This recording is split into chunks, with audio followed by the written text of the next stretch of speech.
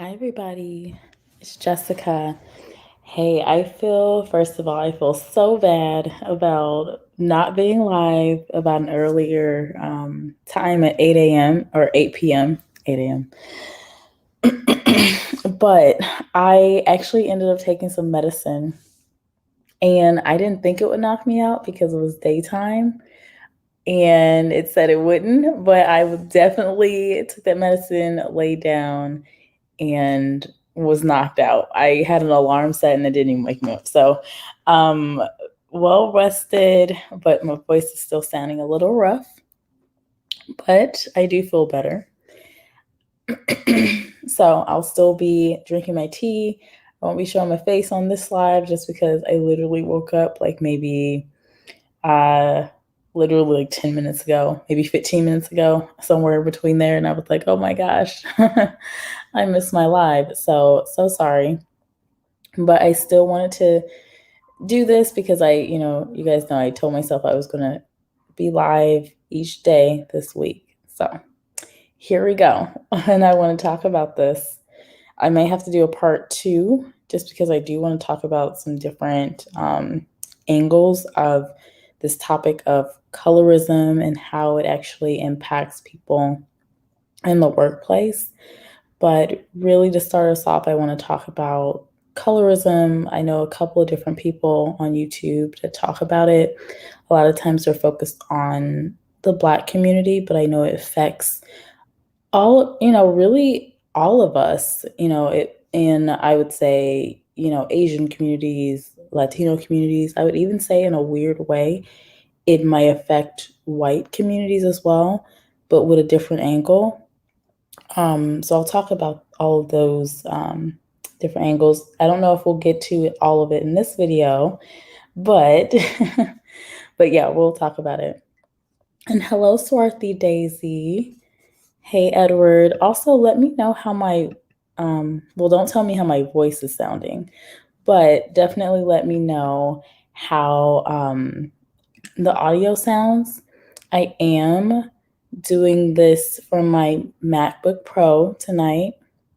Normally, I am streaming from my phone, my iPhone, but I figured I might as well test out the audio from my MacBook. I'm 3 days in. I'm still liking it. I didn't get as much time to practice with it. That was something else I was going to be doing tonight. But yeah. So let me know if I sound okay or if I sounded better yesterday. If you're here or on some of my other lives, because those would have been for my phone. So otherwise, I think I like the MacBook. I don't like the camera, as you guys know, but you know, we'll rock with it. Let me see. Everyone's saying hello to each other. Love that. Swarthy, you said audio is good. Okay, perfect. Love that. Thank you, Edward. Thank you, Swarthy. Easy. Hello. You said loud and clear. Perfect. Audio is better on the MacBook. Oh, well. All right then. So that's interesting because the video isn't the best on the MacBook, but the audio is. That's amazing. Hey, Mr. 100 Rounds. And Easy saying hi to everyone. Okay, so let's jump into this. And, the first thing I thought I should address is, just this idea of colorism. What is colorism? What is this light skin, dark skin thing? Especially for those that are outside of the people of color community. So, colorism is a form of discriminating that favors lighter skinned members of the same ethnic group. So, lighter skin meaning closer to European or whiteness, right? And so, there have been people talking about this. I don't think as many people have talked about it from my perspective within Asian communities, but I even remember in college when I first realized that colorism affected other communities outside of the Black community because I had a roommate and she was Black, she was a lighter complexion.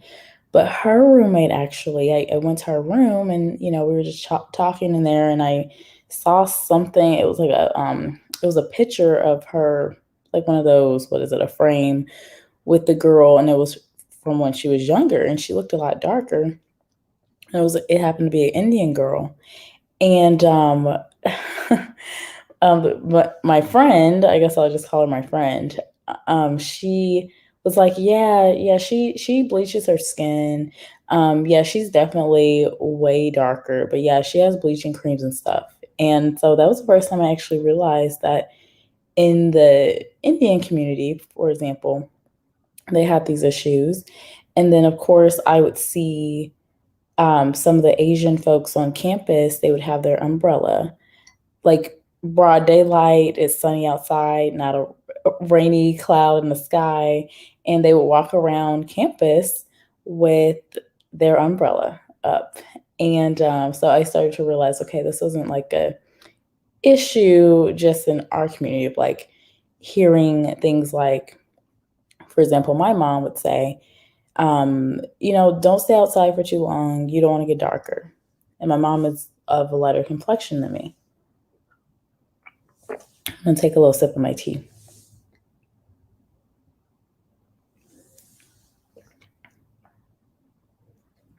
So yeah, so I would hear things like that, or of course, when I was actually in school, I would get teased. Like the only thing that kids could tease me about was my complexion. So I would get it.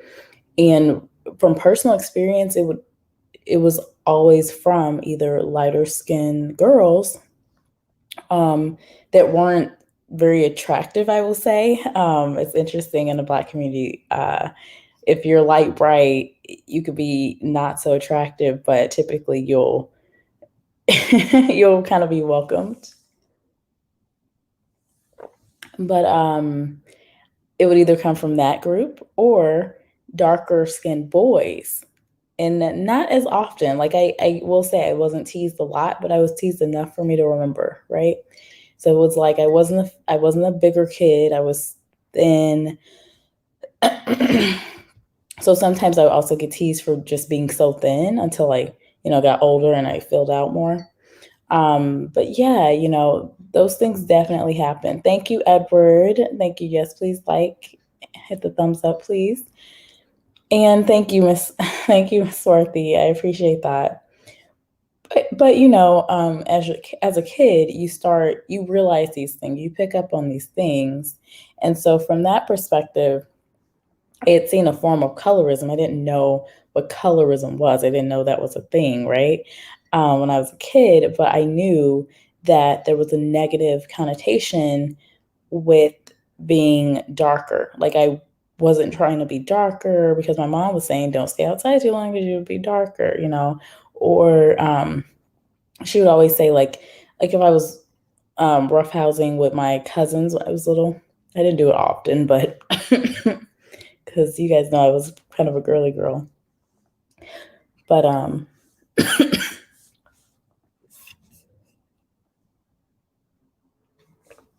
sorry, I'm taking a sip of my tea. But yeah, sometimes my cousin would want to roughhouse or whatever. And my mom would say, don't be crawling on the ground because your knees will get dark, which I think that was a different reason. But still, you remember these things.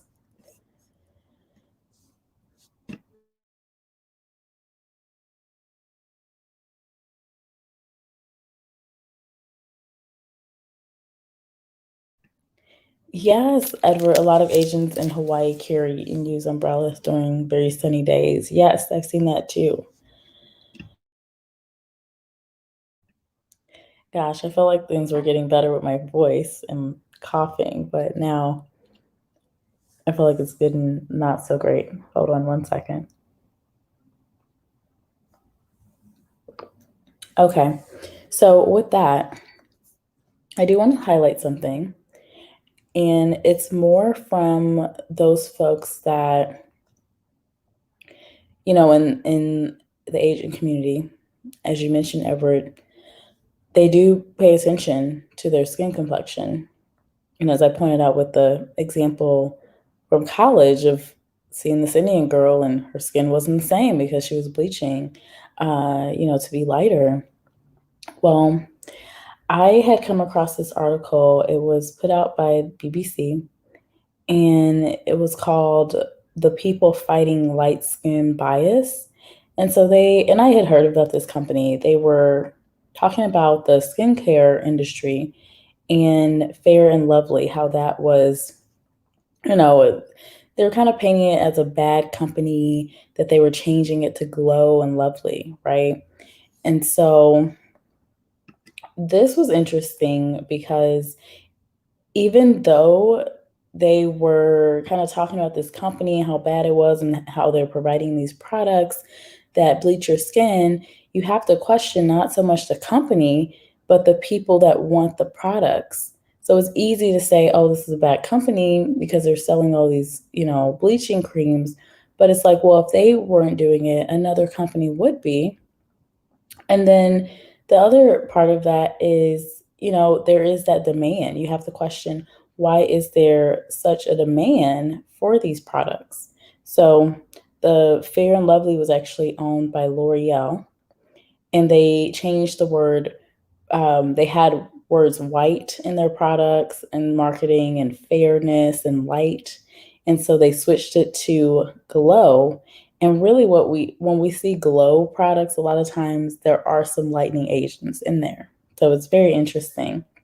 But they have all these products catered to lightening or glowing your skin, which again, making it lighter.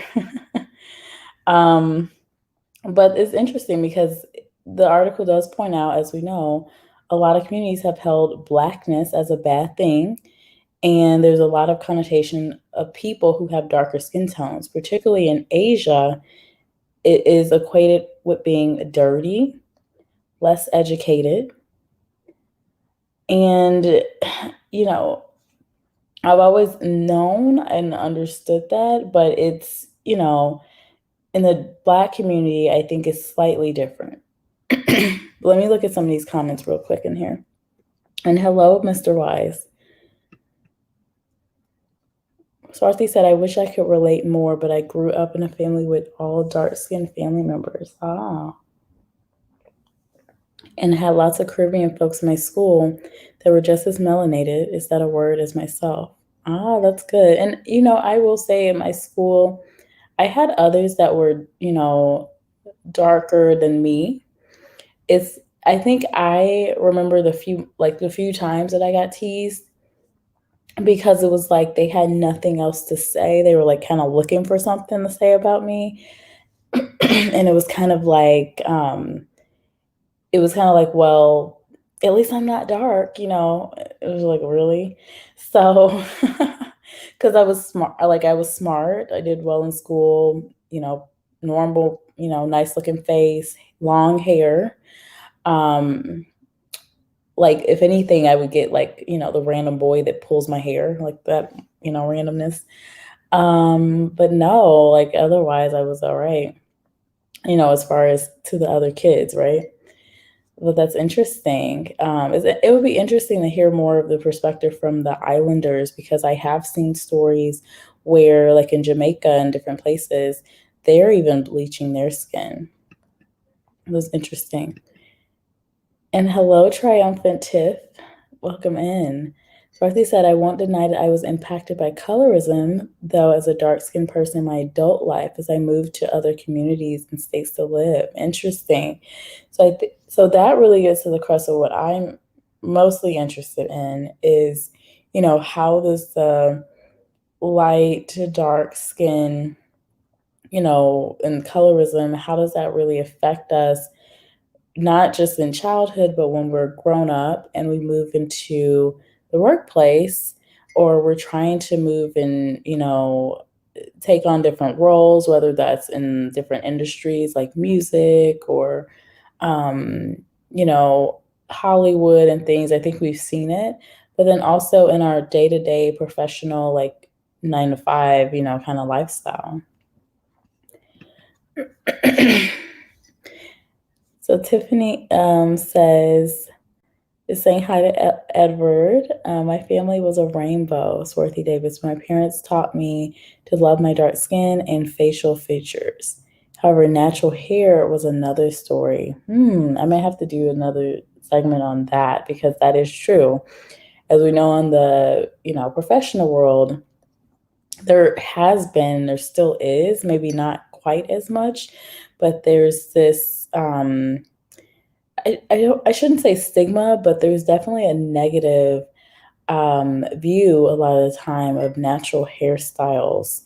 Of it doesn't look professional. We've definitely heard and seen that a lot of like, with dreadlocks. I've even heard for black men, they said they, have to change their hair, cut off their dreadlocks. I've heard that before. And then also, just the shift to can they wear a beard? Can they do certain things? And then for black women, definitely been more affected with the type of styles that we can wear. Typically, like as you can see on my picture and how I typically wear my hair, it's kind of the typical standard of, okay, this is professional, right? But what if I wanted to rock dreadlocks? Or what if I wanted to wear my hair in braids or twist or just have my hair in an afro puff? Like, would people be as receptive? And actually, I do question myself sometimes, okay, is it, am I only wearing my hair in a press, like silk press, because I'm used to it? Because when I was a kid, like high school, I've just always pretty much worn it this way, outside of maybe some summers here and there. Or is it because I really, um, feel like I need to fit into the corporate and professional look? So I've gone back and forth on that. I personally do like having my hair straight. It's just easier for me to manage this way. But, I always am wondering, okay, will people accept me? And here's something that I've always thought about too. Whenever I've interviewed for jobs, I've always, always, always kept my hair in a very, straight or curl, definitely silk press manner when I have tried these different styles out. And I've tried some different styles, but never, never like I had my hair natural when I first came here to Dallas, and I was like, well, I might, want to look for jobs. So I'm gonna have to switch to silk press. So I did have that moment. Now that I'm thinking about it, where I was like, what's the best method for me to, kind of move forward, thinking about my hair, like what's going to be most professional. So it definitely comes across a lot to us. Swarthy said, yikes, my mom did not relax my hair at all. She did not hot comb it. She did hot comb it though. Ah, see, I did. I had relaxed hair as well when I was a kid and then changed later on. Swarthy said, I wish I had naturally long hair. So what happened to Dark and Lovely? Mm. That's interesting. I think a lot of companies, Dark and Lovely being one, I think they struggled a bit because of the whole natural hair movement that we've done, but I think they're still around. Excuse me. I do think their products are still available. Like you go to Target, or maybe not Target, but Walmart maybe, or your beauty stores. I think they're still there, but we did see a shift in the type of products that a lot of these companies were having, like more of a shift towards natural ways to straighten your hair and things like that. Longer hair is likened to being more feminine as well. That is a good point. That's very true. Very, very true. What is a professional look for a woman of color, natural woman? You know what? So this is what I always like for someone that wants to wear their natural hair, or for someone that has extremely long hair, no matter their texture, like just pin straight hair.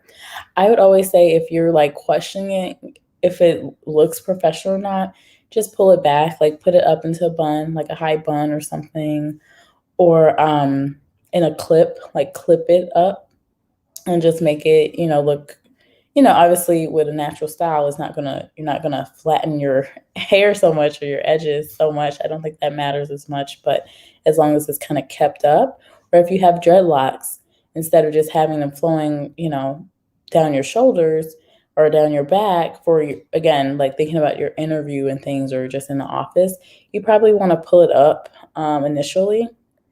And then I would say after you've started a job and once you've kind of been once you've gotten a little more comfortable with the people, I would say you can relax a little more with things like that. Um, Kind of see how people are reacting. And if they're, coming across, like if you're noticing, we notice things, right? We can pick up on those little either microaggressions, or even just if someone's not feeling something about you, we see the nonverbals, verbal, language and everything else. So that's what I've always recommended, because again, I realize, especially when you're trying to get a job, that that focus point is on your look. So it's very important. But yeah, that would be my recommendation, Swarthy. Okay, so let me look at this other comment, and I'm gonna move on. Triumphant said, I had a similar experience. For interviews, I have my hair pressed in a bun, in braids, wig, or something that is not big and natural. There you go. Yeah, I think and I always get into, with a lot of my videos, I always talk about, you don't want to be distracting or have things that are distraction when you're on the job search, when you're interviewing. As long as it's not a huge distraction, I think you're fine. I mean, and this goes for the same as having a color. Like, with if you step away from our community for a second and go to the white community, an issue they may have are with different hair colors, right? Um, Someone might want to go blonde, or they might want to do streaks of blue, or some of these random colors that I've seen people do. And what I've seen them do is, like, have their hair in a bun or something where you can't see much of the hair. And then once they get started, and they get to know people, then they kind of let loose a little more. You could see they have highlights, whatever. They've been able to talk to folks, kind of see if that's okay, see what other people are wearing. A lot of times it's a little easier when you're in the office, because you can casually see what people look like and things. But yeah, and now, since it's actually, if you're in a capacity of working from home, you may not even show much of your hair. You may not even be on the screen that often. So, I mean, what are people going to say? You're a distraction.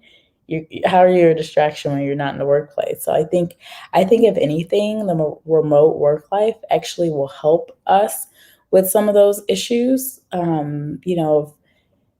Like colorism, for example. A lot of times you aren't showing your face too often, or with the hair issues and things like that. That's my perspective. I do think it will help a bit, because, people can't really say you're distracting other people, because you're not in an office. I'm distracting them from this, call with 10 other people on there. No. And hello, Paolindo. Welcome in. Nice to see you here. Partly Cloudy is like team light skin. Oh my goodness. um, Jessica, you love my sister. Oh, thank you. I appreciate that. All right, so let me get into this, if I can find it.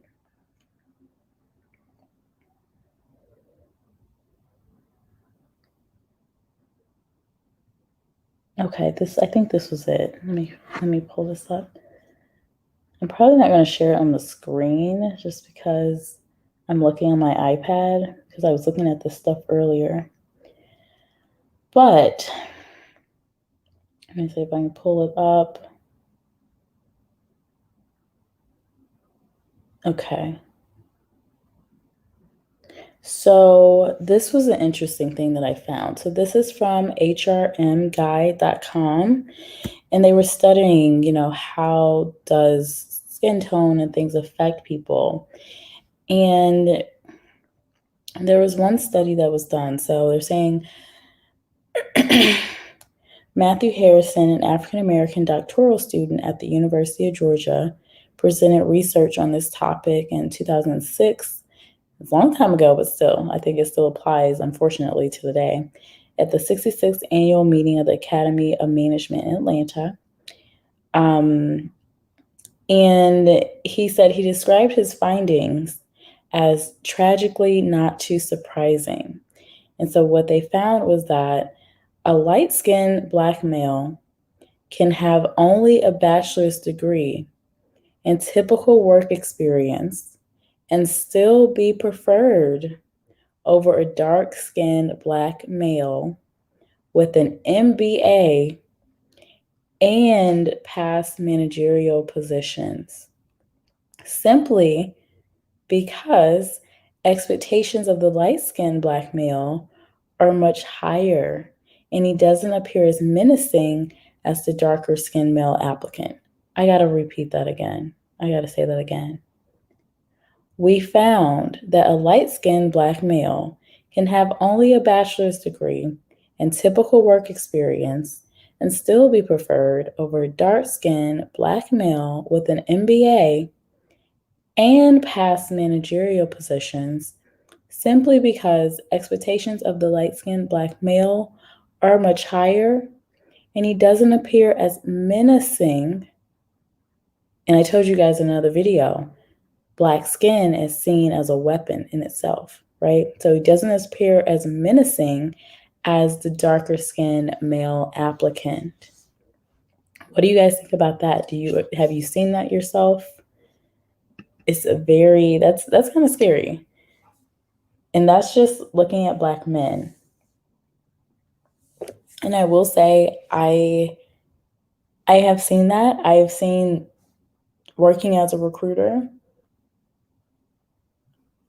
it's hard to get Black men hired. And this is when you compare to, just the full pool. White men, Black women, Asian, Hispanic men, Asian, Hispanic women. Like if giving the choice of a candidate pool, typically, even when, the Black man has more experience, and it's harder to pinpoint when you work in HR, it can be hard unless you hear something that sounds biased, right? The best we can do and the best I've been able to do is actually question why. Like, why are you saying, for example, we hear a lot, this person isn't a cultural fit. But when you ask why, people aren't really able to say why. Like, why are you saying they're not able to, why they're not a cultural fit, right? So you deal with these different things. So it's like, how do you even stop things like that? So I want to share something else in here. One moment. I see some comments in here. Oh, partly cloudy. You call word for short. Okay. I wish I was dark skinned. You wish you were dark skinned. I wonder why. Why do you think so? And I do feel like there is a slight difference for men and women when it comes to dark skin. But I think genders, we see it kind of across the board. You hear different rappers where they're saying, I don't want to date a woman unless she's light bright or she's a red bone or whatever. So many ways you want to call it, right? And it's like, so you hate your skin that much? And sometimes they're even asked, like, why? And they're like, I don't want to have dark babies. And it's like, you hate your skin that much that you don't want to replicate it. It's so scary that it's really ingrained in our mentality. Hey, big real brother. I was about to say big brother. Hey, real brother. Let me see. Well, I used to when I was younger. Now I don't care. Oh, so you used to want darker skin when you were younger? Interesting. It's interesting that in the Black community, one of the negative connotations with having lighter skin that I've seen is for women, sometimes it's questioned like whether you're Black or you're white, right? We've seen that. You're not Black enough, right? Same with the men, you're not Black enough, right? Or you're soft, right? You're softer, which I totally don't understand. I'm just like, how does that even? But with the men, for some reason, there's this little bit, rivalry, light skin, dark skin, which is ridiculous. But yeah, we see it. So there's one other thing in here, and I see you, Swarthy, saying, this is how Leno said, I love dark skin by a light skinned man. I just love all skin tones. I think there's beauty in every single tone, from the pale skin, actually. I actually think there's a lot of beauty in pale skin to the darkest skin tone. I mean, I just don't understand why we can't appreciate it and why there's always this competition between one and the other. It's so interesting that we do this as humans. But you see in the, natural world, you look at the animal kingdom and things like that, you say that we're the evolved, we've evolved as humans and all of this, but animals don't do that. They, if anything, they use colors just to kind of indicate who they are, what they are, if they're poisonous or not, and things like that that actually make more sense. It's like, oh, that makes sense of why this would be a different color. I don't know. It's interesting. Triumphant Tiff says that is really sad to hear that Black men have to go through that. Many intelligent Black men have so much to offer and will be overlooked. That is true. I hear you. It's very true. Swarthy says, I know what you mean. I hear you. Okay. So, so he moved on and he talked about that, in America especially, people usually think in standard terms of black and white when considering race or race relations, which is true. A lot of people don't really dig into the different, the differences between colors. So they don't really dig into colorism typically. But they said, in fact, skin tone has been increasingly responsible for differences in perception within racially defined groups such as Blacks. Participants in the study included 240 undergraduate students at the University of Georgia. Some participated voluntarily, while others got class or received class credit for their involvement. 72% of them were female, reflecting the high percentage of women majoring in psychology at University of Georgia, or UGA. I don't know if I did that right. This was adjusted for in reporting for this research. So each student was asked to rate one of two resumes. And we actually do this in the HR world. When we have unconscious bias trainings, I've done this multiple times where you have to rate these resumes and it turns out to be the same resume, but you rated them differently because of their photo or because of different aspects that were included in their resume. This is why, I got to pause here for a second. This is why, again, if any of you guys know folks that are on the job search, I always, always, always say, do not include a picture. I don't care if you're black, white, light, bright, dark, whatever, Asian, Latino, woman, man, I don't care, because you just don't know who is looking at your resume. A lot of these times that I've been a part of it, if you were to listen in the room and just hear what people say about the resumes and if they think the person's a match for this job or not, a lot of times it is based on, us kind of putting these different biases that we've had from our personal life, just general things that we see in the media and things that are portrayed to us, right? That all comes out. And when you have a picture, there's a reason they say, what is it? A picture is worth 1,000 words, because that increases these biases even more. So not only are they able to paint this picture of you from your resume and things that you put on there, but now they have a picture too. So I say, don't include your picture, don't include your age, don't include your marital status, don't include your race, don't include your ethnicity, all of these things, because you just never know who in the world is looking at your resume. And even if we try, we can go to a diversity and inclusion and unconscious bias class every single week if we wanted to, but it's still going to remain the same, that there's going to be biases, right? We're still going to have the biases. Our brain, we have biases to protect us, right? Like if there's a lion running towards me, my biases go into, go into act to protect me. Oh, lions typically eat. They're carnivores. I better run. So there's a lot of reasons why we have them. They're not always a bad thing, but we recognize them, but a lot of times they're unconscious. There are things that I don't even realize that I have some type of bias about. I'm looking at Real Brother's resume, and something triggers. So I always say, even with the name, if you have like a very ethnic sounding name, shorten it or use, do what a lot of Asian people do. When they come to the US, they will have an American name.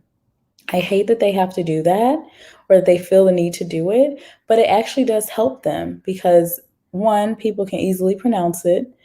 They don't have to worry about, people butchering their name. And then two, they know that with the resume, it's going to sound, it's going to reflect them in a better light, right?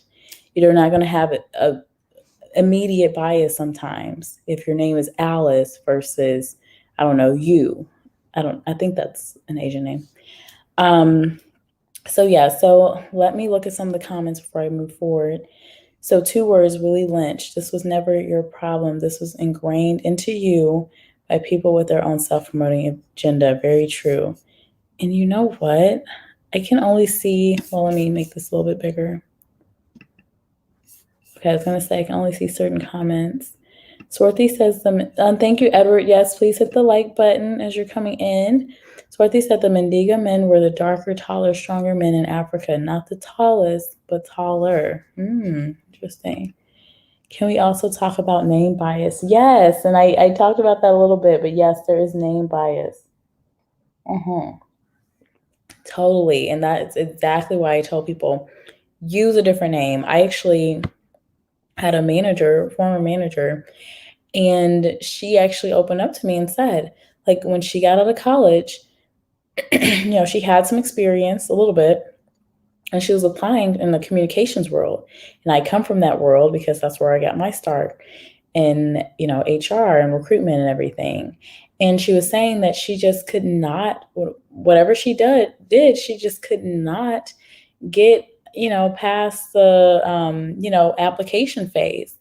And so she decided to change her name on her application to a very American sounding name, not ethnic sounding at all. And guess what? She started actually getting callbacks and actually ended up getting her first job in marketing. So yes, it definitely happens with the name bias for sure. Edward is saying not including a picture is a good idea. Yes, yes. And I don't understand why I still see this. I'm telling you guys, I still see, as I'm going through a bucket of resume applications, people still put their picture from women, men, black women. Well, I don't see, actually, I will say, I don't see black women as much. I don't see black women as much. I think the black women know. The black women know what's up. But black men, I've seen it. Black men. Asian men, I've seen it more frequently.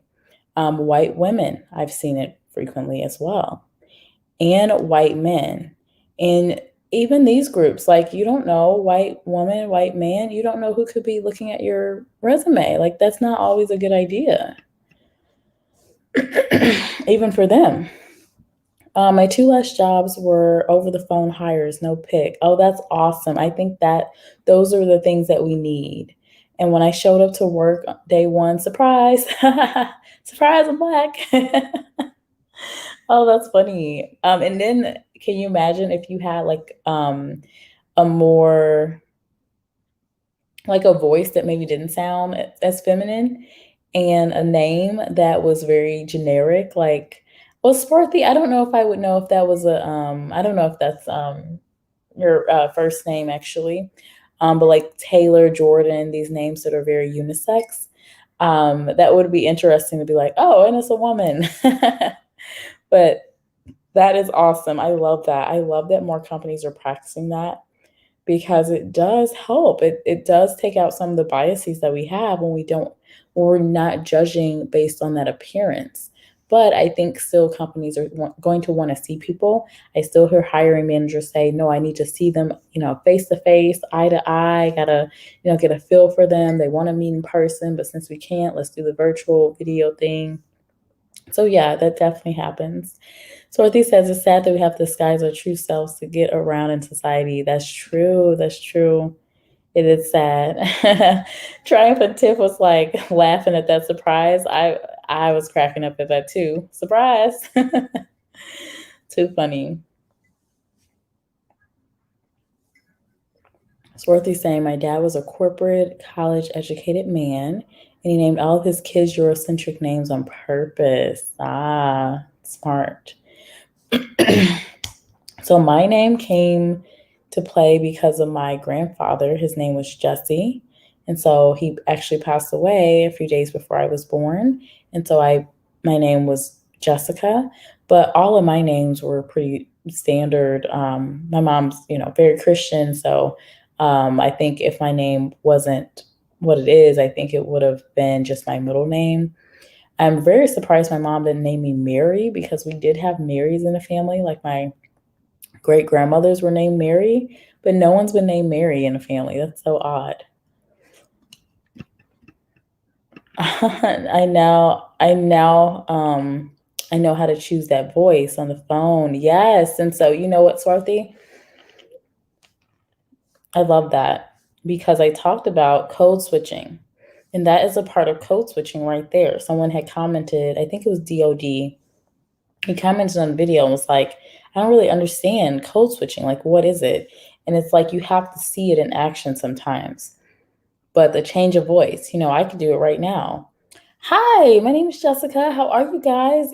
That's a little bit of code switching right there. Or just being like the word usage, right? I could be like, hey, what's up, y'all? What's going on? Or I could be like, hi, how are you guys today? How are you doing? Like that's code switching in itself. It's just that adjustment, right? Those adjustments. But if you imagine doing that for 8 hours, when you naturally talk in a different way, and we know how some people talk. Some people are like, yo, what's up? This and that. And that's how they talk. Like, that is how they talk. And they change it solely for the office. And so that can be very exhausting to someone. Edward said I had a problem with my last name when I was in the service. The people in personnel had Caucasian in the box for race. Really interesting. I wonder why. Just because of your last name? Wow. Or bias AI, computer scanning resumes. You know what? I see that coming. I definitely see that coming more. I see more of that happening in a way to eliminate some of the biases, more of the computers doing the assessing. There's already video interviews that happen where the computer does that assessment for you. So we've taken a step out of the process, which can be very positive. Oh, Erica. Oh, yes, pretty standard. Very standard American. Hey, Savage. Hello, I saw that description. Oh, you saw the description. Awesome. Well, welcome in. Nice to see you. Let's get this party started. Oh, my goodness. Savage is saying code switching now. That's what's up. Y'all got that Valley Girl voice in action. Exactly. Now, Black women, I will say, Black women, we have it down pat. Black men, I would say, a lot of times when I talk to Black men, they're like, no, I'm not changing. Like, I'm not changing my voice. It's how I sound. Like, no. Like, I don't even know how that would even look as far as code switching. And when I listen in, Black women versus, Black men, not to say, it's contradiction to each other, but they're typically saying they don't feel like they need to code switch. They're saying, like, this is me, this is who I am, take it or leave it. And Black women have said, no, I feel like I need to code switch. I need to make slight adjustments, whether it's from the way I look or the way I talk or the word usage, or even with this, I've heard this from women as well. They try to make sure that they sound very soft and not aggressive, not confrontational. So very careful with how they talk. And I've talked about that for myself, of this woman saying that I looked angry. And I will tell you, in an office, the thing that I am typically most what people say about me most, or the thing that they miss about me the most, is my attitude. They're like, I'm going to miss your smiling face. I'm going to miss your energy. I'm going to miss your bubbly attitude and positivity and all of that. Because that's why I bring that to the workplace. I don't care what's going on, personal life. Even as I'm interacting with just people in my day to day, I don't like, bringing anything negative to other people. Like, if you ask me, how am I doing? The world could be crumbling down, but I'm going to be like, I'm great. How are you? In most cases, it would have to be, unless we're like got a personal relationship or something. But no, I like to bring that positivity to work. So to hear someone saying I'm angry, that was pretty tough. And my manager actually backed me up and was like, no, you definitely were not angry in that meeting. If anything, she came off angry. So it was interesting.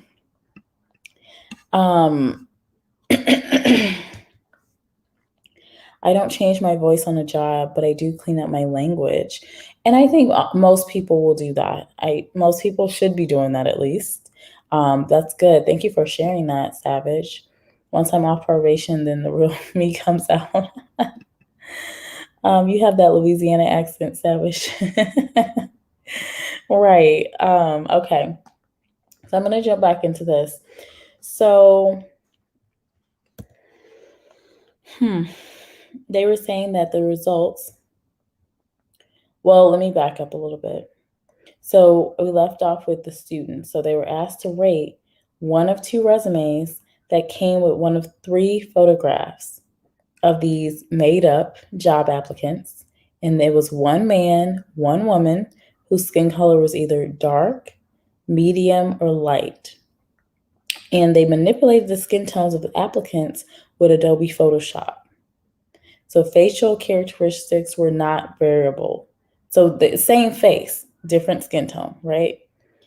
The results indicated that there appears to be a skin tone preference in regards to job selection. This finding is possibly due to the common belief that fair-skinned or lighter-skinned Blacks probably have more similarities with whites. Again, we get back to being close to whiteness, right? Being close to the European look, right?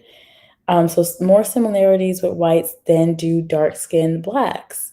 Well, technically in the DNA, yes, they would have more closeness to white. I haven't done one of those DNA tests, but I would imagine I wouldn't have any or much. I'm assuming I might have a little bit of European DNA just because I was born in America and we know what went on in this country, right? But it wouldn't be much, I would imagine. So, but then when you look at my grandmother, I would imagine she would have a lot more. So, the other part of this is saying, in turn, it makes whites feel more comfortable around them. So it's this question, right? And we went into this with the topic of code switching before on another video of us feeling the need to change so that we can make other people, in this case, white people, more comfortable, right? But when you think about a lot of companies saying, we're diverse, we're inclusive. Well, if you're diverse and you're inclusive, well, why should I feel the need to change? You should be welcoming me and you should be kind of adapting to me and what I bring. So if we did that more, and this goes for not just Black people, Asian, India, whatever, right?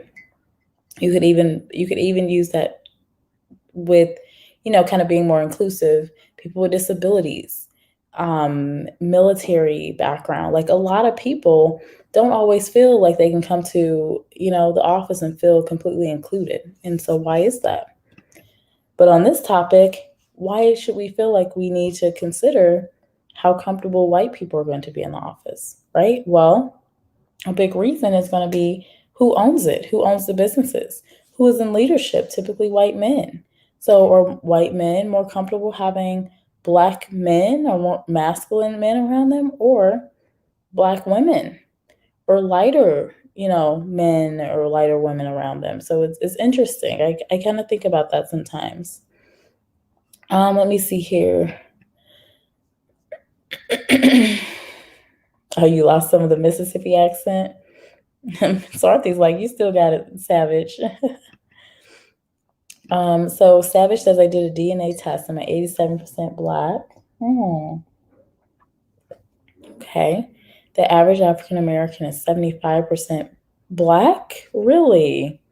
I did not know that. That's kind of scary, actually.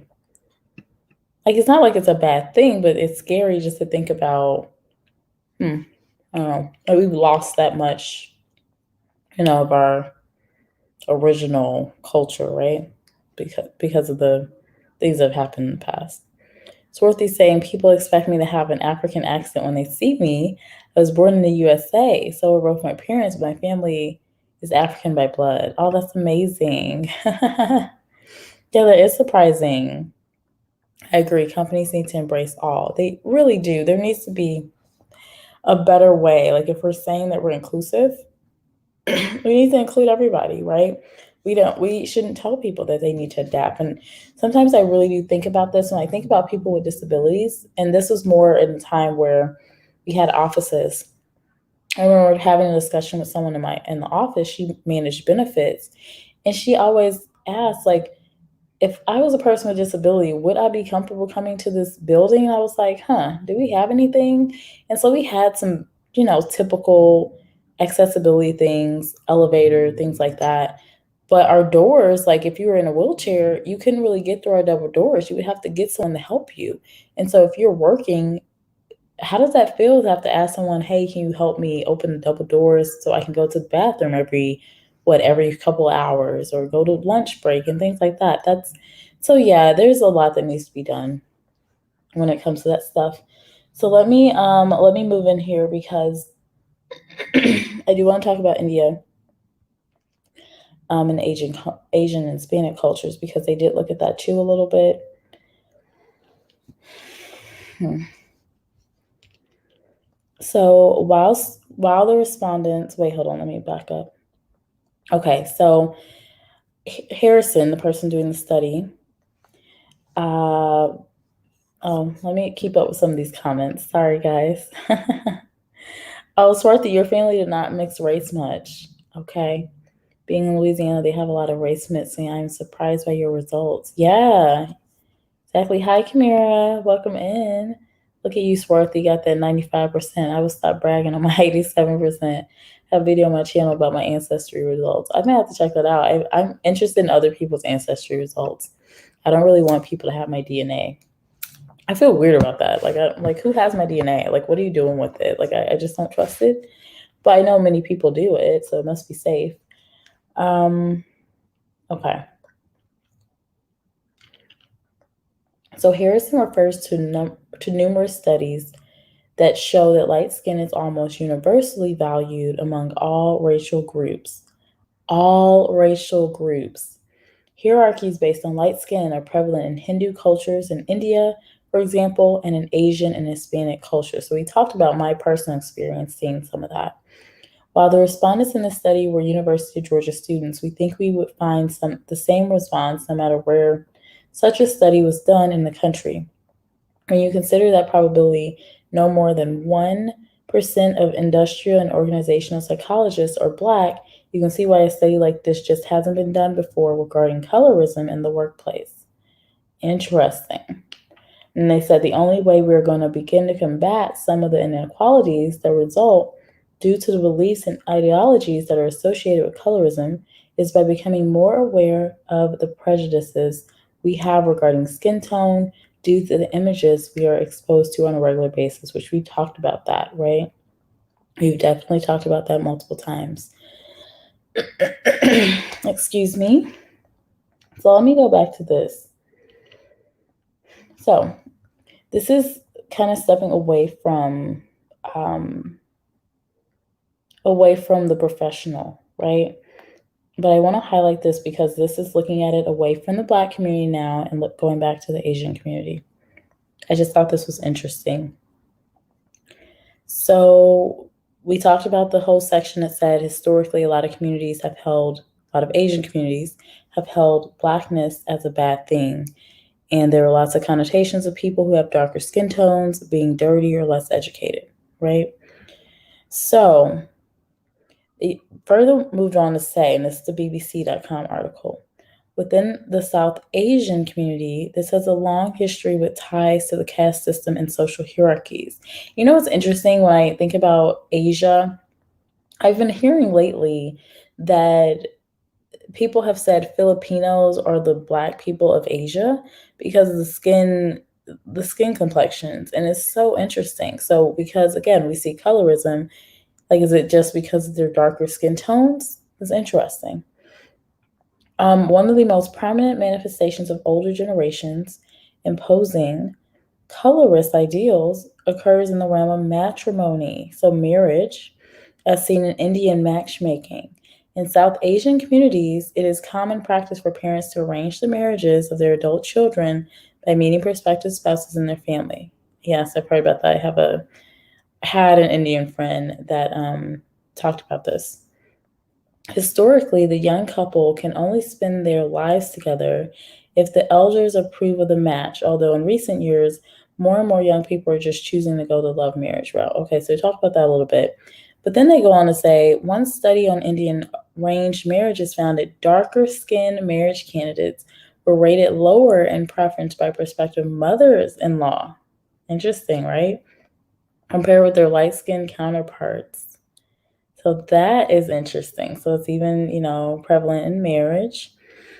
And then the other thing, let me see if I can find it.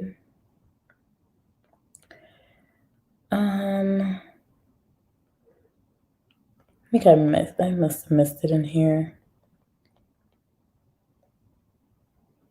Hmm.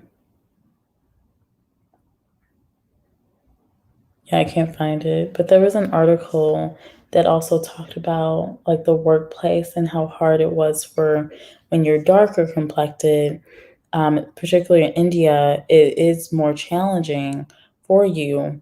And especially in the entertainment industry, like in Bollywood and stuff, for the lighter skinned folks, that's kind of why they had all these fair and lovely and lightening products because a lot of times they're marketing and saying for you to find marriage, for you to get that job, for you to get in the entertainment world, you need to whiten your skin. You got to do it, right?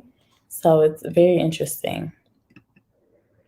um oh, hey Cassandra, we kind of gotten into the discussion. I think we've covered most things for this video. I think I'm going to do a part two because I think it will make sense. Oh, Swarthi said I saw a video about India and their colorism issues. Yeah, it runs deep, like the North and the South, and it's kind of crazy. I mean, it's affecting everyone.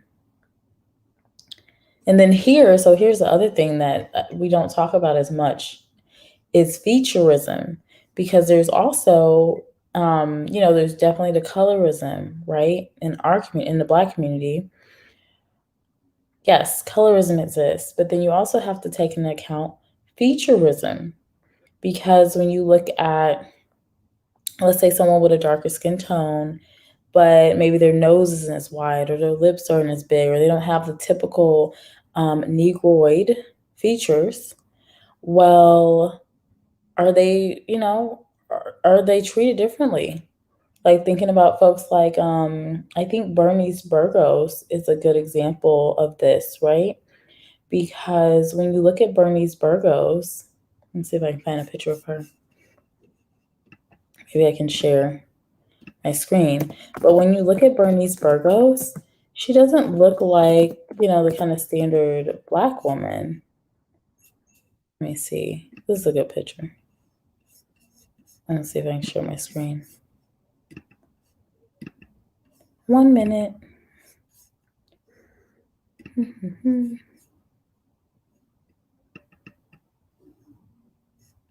Uh-oh.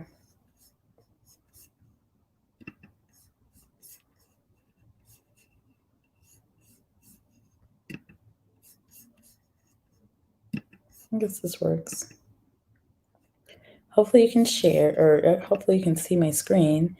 But, when you look at Bernice Burgos, yeah, she has a darker skin tone. And maybe you could even say she's more like brown skin. I don't know. There's so many definitions. All I know is light to dark or brown.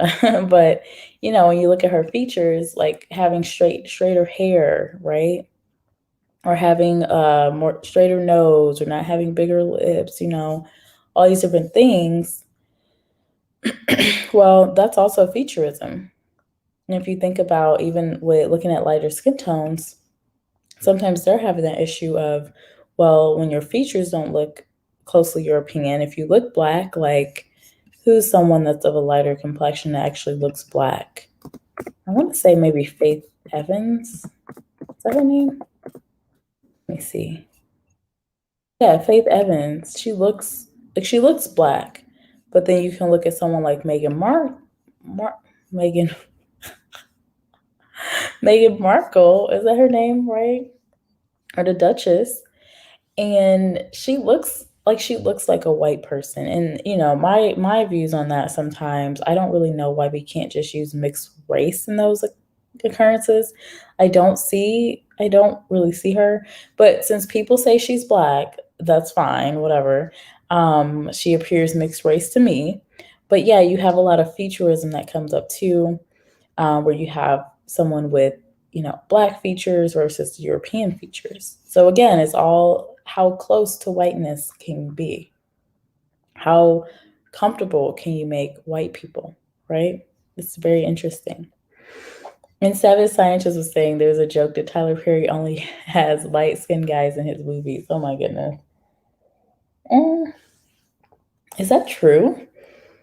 I believe he's had plenty of dark guys in his movie. Um, I'm bad with actors' names. Can't really think of them, but you know what's interesting though? I do feel like when I think about Tyler Perry plays or movies, I do feel like the darker skinned men, they're typically the villain in the movie. At least I can't think of any where there wasn't a dark skinned guy that was the villain. Like if you think of, yeah, Diary of a Mad Black Woman, or there's another one I'm thinking of, I don't remember the name of it. The darker skinned man was typically not doing right. Um, Same as the other director, something Lee, Jason Lee. What is that guy's name? The man that directed, I think it was Precious. Let me see. I don't know why Yahoo is my search engine. I don't want this. I'm like about to go back to Safari. Okay, so Precious director. Lee Daniels, I think that's his name. Let me see. Yeah, Lee Daniels. So in the same way that Lee Daniels and a lot of his shows, I think he directed Empire as well. And it seems like, oh, he also produced Monsters Ball. I didn't know that. But when I think about Precious and Empire, I'm like, he typically puts black, darker skinned women in a role that's very negative. Like I actually, Precious, I saw because a friend of mine, I wanted to see Avatar. We were at the movies.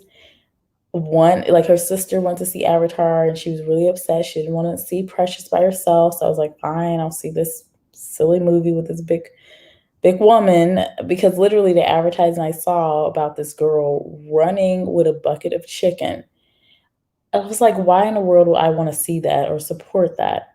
But I caved in. You know what? I'm just like, okay, fine. Like, if that will make you happy, I will see this movie with you. Oh, I see. Tiny. Yes, Tiny is a good example. But yeah, I'll see this movie with you. And you see Precious, just the mom is dark skinned, which is Monique. And yeah, it's really sad. Okay, one other complaint I might have about this Mac, but it won't let me, or maybe I just need to learn it. I'm a little annoyed. I can't really scroll, so I'm missing some of the comments. I'm so sorry. So if I skip over your comment, it's not because I don't want to share your comment. It's literally because I can't see it on the screen and I can't scroll on StreamYard. Like, let me do this. Let me test if this. Okay, there, it brought it up. Okay, so it only brings up the little scroll key when someone comments. Okay, let me see here. That's funny. But yeah, I have seen that with some of the producers putting different skin tones, in a certain light. So you had in Precious, the one person that was like good in her life was Mariah Carey, racially ambiguous woman, right? Lighter skin tone. And then you see Precious, the mom is crazy and mean and abusive and angry. And you have Precious, both of them are overweight and not attractive looking in that movie, right? My opinion. And so, yeah, it's all the negative stereotypes that come when you think of black or darker skinned women were in that movie. And like, I was like, I'm like, never listening to you again. That's what I was thinking about my friend. It was absolutely terrible. And she thought it was terrible after too. And it was just like a mess. Swarthy says he likes light skinned men. Savage. Oh my goodness. Maybe. I mean, he probably has some biases too in his life. Um, wide nose, full lips. Exactly, exactly. And Savage came in here and shared, yes, Faith Evans or Keisha Cole. Keisha Cole's a good one. Tiny, T.I. wife. Yes. And Tiny actually gets hit hard. A lot of people talk about her. And it's another dynamic of colorism. Why is it that if you have a lighter skin tone, people expect you to have Eurocentric features? Like, why is that a bad thing? So in a way, I do feel like she's been affected by colorism because, there's that expectation you're light. Or I think someone even commented, I saw this a while back, but she was a waste of light skin because she had black features. That's really sad, right? Like, what is wrong in our community where we're saying that? Well, again, we're fighting this battle that is colonialism and everything that has come with that. But yes, Ti's wife, Tiny, is a really good example because, yeah, in my opinion, she looks fine. Like, she looks about average to me personally. Um, I wouldn't I wouldn't necessarily call her ugly, but people feel the need that they have to say that and that, she doesn't have the right features and things like that. I don't know if the same has been, said about Faith or Keisha Cole, but you can definitely see that they are black women, right? Well, that didn't work that time, so I'm gonna have to skip some comments. I'm sorry. Let's see here. She said, "This is my Cash App, fool." Oh, wait, what did I miss? By the way, if you would like to support the channel, there is my Cash App. Let me try this again. I'm trying not to miss people's comments. There we go. Okay. Oh, there we go. Okay, I wanted to see this. Yes. Yes. Okay, I'm missing all these good comments. Yes, exactly. Tiny has a white mom too. Keisha has a ratchet mom, unfortunately. Keisha's family, oh my goodness. Yeah, I saw, like, I'm not really big into, you know, um, what is it? Kind of the Real Housewives and all of these reality TV shows. But yeah, I've seen some glimpses of those shows and I'm just like, girl, oh my goodness. Real Brother says the real joke is that Tyler Perry keeps getting paid for what he writes, but it'll be nice. Like, oh, but you'll be nice tonight? Okay. I mean, his stuff isn't bad. The light skinned guy is the love interest. Exactly, Swarthy. The lighter tone man in Tyler Perry's movies are normally like what you would think of in some of the typical movies, where it's kind of the white knight comes in and saves the day. They he's now painted in that character. As you've also seen in some movies where the white man is the one that saves the black woman and takes care of her. Which I will say, in general, white men are typically given that character. It's kind of that Disney fairy tale damsel in distress. Then the typically white prince comes and saves the day and yada yada, right? I thought it was even interesting in Princess and the Frog, the girl is black and the main character Tiana, and her prince is lighter tone. I'm just like, what? So it was really interesting. I know it's Louisiana and everything, but like, okay, guys, that makes sense. But yeah, that is very true. Let me see if I can scroll. I can't. Ugh. Oh, there we go. Okay, this works. Um, yeah, that Lee guy that Monique hates, and I don't blame. You know what? Who knows what she had to go through? Brother says, "Why did I get married? Had all dark skinned men, even the one good guy." Right. Oh, like really? Like if you think across those movies, the dark skinned guy is the one like beating people down and playing this aggressive part or treating women all kinds of ways. And why did I get married? That was a darker guy, and his character was just trash, right? But I think the other guy though, he was the good guy. Like he was a darker skin. He like took her and got her together with fitness. Jill Scott, yeah, Jill Scott's character. But yeah, it's so true. And then the other part of that movie though is Tasha. That character portrayed the standard, typical black woman, right? Loud, rude. Now she is hilarious though. Like the part fits her. It fits her because she's just like quick witted. She will get with you in a second. But why is that kind of the standard? Why is that the standard? Why do I kind of say like, oh, she fits that part? That could be colorism in itself because we've constantly seen these black women portray it. So if a lighter skinned woman was portraying that character, would it seem out of place, right? Oh my gosh, Savage said that this topic is PhD paper worthy. I mean, right? I mean, there should be way more studies on this for real. My test comment in there. Swarthy said, I do like his dating show, Lee Daniels, Ready to Love. I have not seen it.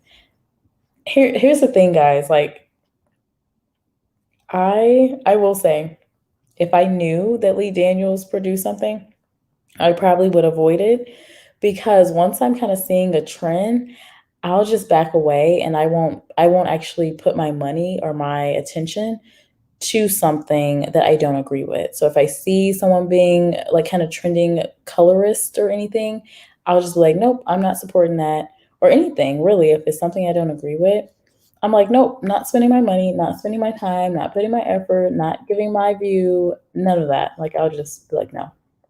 But that's good to hear. So he has a show, Ready to Love. It has a lot of dark skinned men and women. But the guys on the show always lust after the lighter skinned contestants. Here we go. Here we go. I thought someone was going to bring it up because, stepping away from the workplace in the day to day life, we've definitely seen that experience. I actually watch a lot of the YouTuber Chrissy's videos, and she holds the Black community accountable 100%. And I will say, with looking at just how Black men portray Black women and what they're talking about, and this is entertainment, right? So I'm not talking about the average men just because I can't really have a sample of the average men. I can just talk about my experience. But typically, entertainment, who we're seeing on the screen, a lot of times lighter skinned. So, very similar to the Asian, dilemma in their communities of what they see on Bollywood. They're seeing the light, bright women. And so, with women that like Black China, who was marketing bleaching cream, like, can you really blame them for it? There's obviously this demand that has been presented, and we did talk about the effect that men have on a lot of women because where do these people learn this hate? So, because Black men, many actually do have some self hate because of their own skin tone. They don't want to recreate themselves. They don't want to see dark. daughters, right? They may be okay with darker men. Maybe they're not okay with darker men because we see colorism affecting in different ways. You just never know. So part of it may be wanting to, lose some of that, lose some of their blackness. The other part may also just be, obviously, people do have preferences. I recognize I have my own personal preferences when it comes to dating. But my issue really comes from when you're putting down another group of people. You can definitely say you like light women, white women, whatever you like, but don't put down black women. So my challenge is really comes from when you hear black men saying, black women are this, that, and whatever. Don't bring me into this. You like light skin, you go over there and like light skin and leave me alone, right? So that's my issue. That's my 2 cents on that topic. Dorothy looking sassy on that cartoon. Oh my goodness, that's so funny. Savage. Let me see here. He said, "This is my cash app, fool." Too funny. Let me check something else because I think I did get another cash app, if I can say the word right. So I want to say thank you. Thank you, Edward. Thank you for your cash app. I appreciate that. Love that. Let me see here. It's a good topic, guys. Hey, Sharky. Sharky came up in here. Hey, Sharky, how are you? Real Brother says Precious need prescription makeup. That chick tore back. Oh my goodness. Precious, you know what? What is it? What is her real name? Because she has a name that I know I'm gonna completely butcher. I don't know where she's from. If she might be Nigerian or something. Let me see. Gabby, I think. Let me see here if I can find the cast. If you know her name, put it in the comments, and maybe I'll see it. I know there's a delay with StreamYard, but Gabourey Sidibe. I don't think I'm pronouncing that right, but Gabourey Sidibe. I know she lost a lot of weight. That girl got married and is looking pretty good. So, hey. And I think her face, I think she's just bigger. I mean, she's a bigger girl, right? But I always thought her face was beautiful. It was a beautiful face. And she's lost a lot of weight and things, so I'm happy for her. Very, very happy for her. She has found love, it seems like. So yeah, I think it's good. And we're the same height. We are 5'5". Hey, 37. Okay, she's cool. She's a Taurus. I'm loving this girl's life. Swarthy said to Shark, you're not ready for this combo. Right? You're not ready. Cassandra, I love that picture. Hey, I love that. Looking nice. Let me see here. What am I missing? Yes, Sharky, Gabourey Sidibe. Yes, exactly who I was looking for. Yes. Chrissy, yes, Chrissy goes hard on colorism for sure. I love that. Crystalline, yes, Crystalline too. She does a good job. So Chrissy is the channel. YouTube Chrissy. Crystalline is the pink pill. I just found out about her recently. Hey JMJ. Hey, hey, hey. I'm trying to go through some of these comments because I'm losing people. I'm like, where are you? Where are the comments? Okay.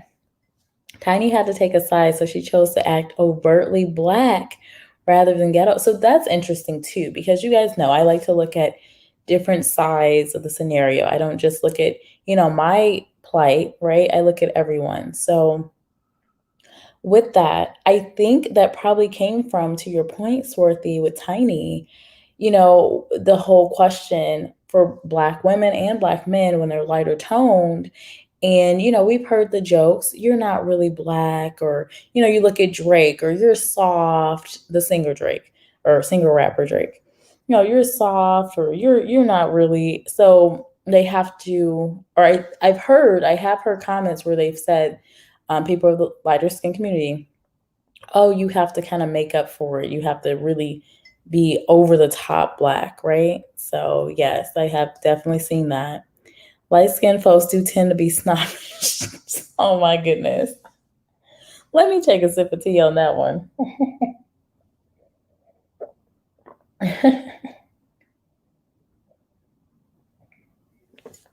So, I won't agree with that, Savage. I don't fully think, just because the person's like lighter skin, they're a snob. But I do think in these communities we build them up in confidence because, again, close to whiteness. How close to whiteness are you? Right? And that's how you're going to be seen as better. So I think, with that, it's kind of a question of, well, why? Why would they be more snobbish? Well, I think we're doing it in our community. We're giving them the ability and free pass to be more snobbish because if I look on television, I see that my version of blackness is held to high standard and everyone wants to look like me. Or let's say, I turn on music, listen to some music on Spotify, and every song is uplifting me. Like the scenario with Danny Lay, this Latina girl who feels the need to say she's a red bone, which she technically wasn't, just she's Latina.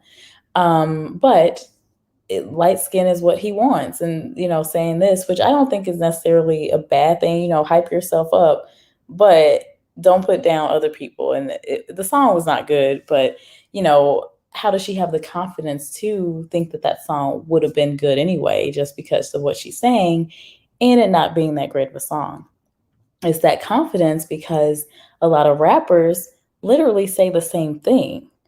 Light skin is what they want. They literally say the same thing. So I think the backlash was because she was Latina, and it's seen as a dig to this rapper's girlfriend or whatever. So a lot of drama with that. But where do they get the confidence to do it? Well, in our community, we're building up that confidence. Just like in these Asian communities, they get the confidence. The lighter skinned people have more confidence. And when you think of the mental impact of that, well, in the workplace, are you going to be as productive if you feel not as superior to someone else? Or are you going to be more, confident? And confidence is everything. I say this with job interviews. The key piece of pretty much every job interview is confidence. Are you confident enough to confirm what has already been vetted out via your resume and the prior interviews that they've already had with you? You know, are you confident enough to basically just seal the deal, say, yes, the resume is true. I'm all that.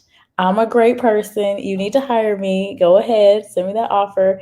Are you able to do that? Well, if you're not as confident, maybe you're not. So that may even play into this whole idea of, if you're lighter skin, you're getting more of those job opportunities that we talked about earlier. So, anyway, I went way past that, right? Way past that. Oh, thank you, Edward. Now I see why people are sending me that. Thank you so much. Yes, the Cash App is on the screen. Daisy, I'm probably not, but you'd be surprised. I've been a long time swirler, so I'm at least somewhat familiar with this issue. I've dated different complexions of Black women. Oh, okay. Sharky's on the swirl team. Sharky, I don't know if you're Black, white, otherwise. Like, I have no idea, but you're a swirler. Okay. Team swirl. I personally, I just don't even really care. If I am attracted to you, you know, I, I'm interested. Like if you fit some of the basic criteria, and it's not like a long list of criteria necessarily, but then yeah, I will give you the time of day. Let me see here. Light skin hero. And why did I get married? Yes. So light skin hero. Exactly. I totally agree with that. Okay, let me see if I can catch up here. And my thing went away. Let's see. I'm going to try to go up.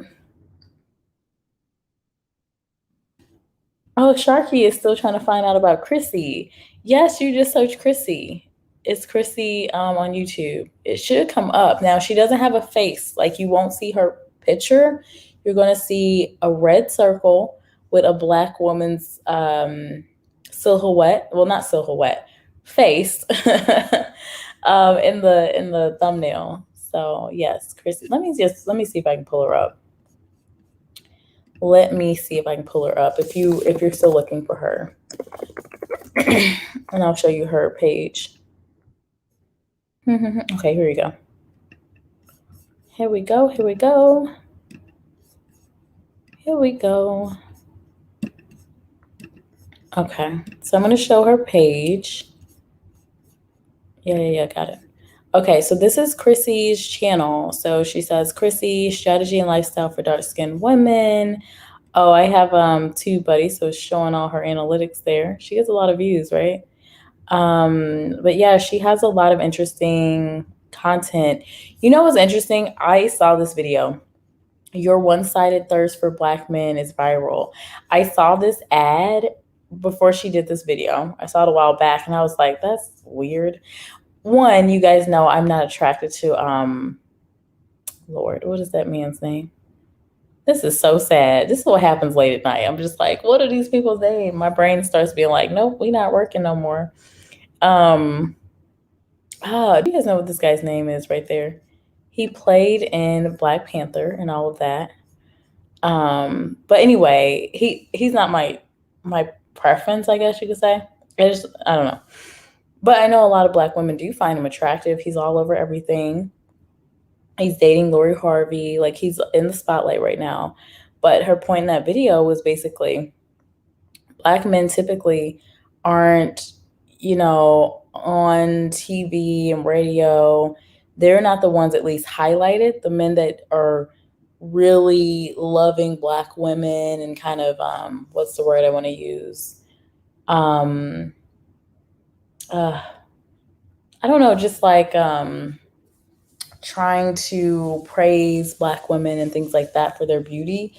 They're not typically the ones in media spotlight. They're not the ones being highlighted. There are black men that will say like, oh my gosh, I love darker skinned women. I love, black women, yada, yada. But they're not the ones that are highlighted. We don't really hear from them as much, again, in the media. So it's like, why is there this trend of playing dark skinned women, showing that they're praising, black men in this way, but we don't see that. Equally shown to us, that type of attention. So I totally got the point of her video. Totally got it.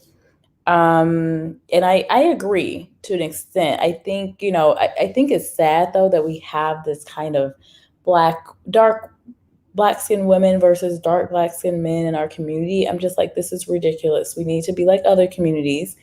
We don't need to talk about each other badly, because there are a lot of black men that talk badly about black women. There are black women that talk badly about black men. Like, date your preference, do you, but just why do we need to put each other down? Like, stop it. And I do think a lot of black women have put down black men because they were put down first. It's like they were seeing black men were talking about them. We've seen this from the 80s, 90s. There are videos popping up about black men talking about how they hate black women and all this stuff. And so, obviously, like anyone, you don't just turn the other cheek. You're like, well, I'm going to fight back. So you have this scenario that we're in today, which is just really sad. Anyway, you guys know I'm going into a tangent. Daisy, thanks. Interesting that you have the last name. Yeah. So I addressed that. Thank you, guys. I'm going through some of these comments. A real brother said, I'm not talking about Gabby. I'm talking about Precious. Oh, yeah. Precious, oh, my goodness. She just looked crazy. She swirls. Wait, who y'all talking about? Swarthy, who you talking about? Who swirls? Remember Monsters Ball? Hallie was tore back. Oh my goodness. Monster Ball. I finally saw that movie later in life. When I did it, I couldn't see the movie, obviously, when I was little. I had heard about it. And I was like, "Oh, I wanna see," and, my mom was definitely not having that. If I can see Waiting to Exhale when I was little, I definitely was not seeing Monster Ball. So later in life, this actually was very recent in life, within the past 2 years, I think, is when I saw well, 2, 3 years, I saw Monsters Ball, and I was just like, "Whoa, I see what people are talking about. Alright, Hallie." But yeah, you have this again dynamic where you're kind of putting this black woman, white man, white knight in a way, even in that movie. Oh, thank you, Savage. Thank you for your cash app. Yeah, I was like, I didn't know which Edward that was. Yes, yes, Cassandra, you are looking good, girl. These young folks have the phrase acting light skin. Mm-hmm. Mm-hmm. I've heard that. Yes. I'm being kind. That song was trash. Yes, I agree. Well, I typically don't butcher. I don't go in on people like that. But yeah, it was not good. It was not good. Light skin, dark skin. Wait, what happened to click versus tap? Wait, I don't know what you're talking about. What is click versus tap? Oh, wait. Are you talking about from my video yesterday? I like all the colors. Talking about my MacBook, or are you talking about something else?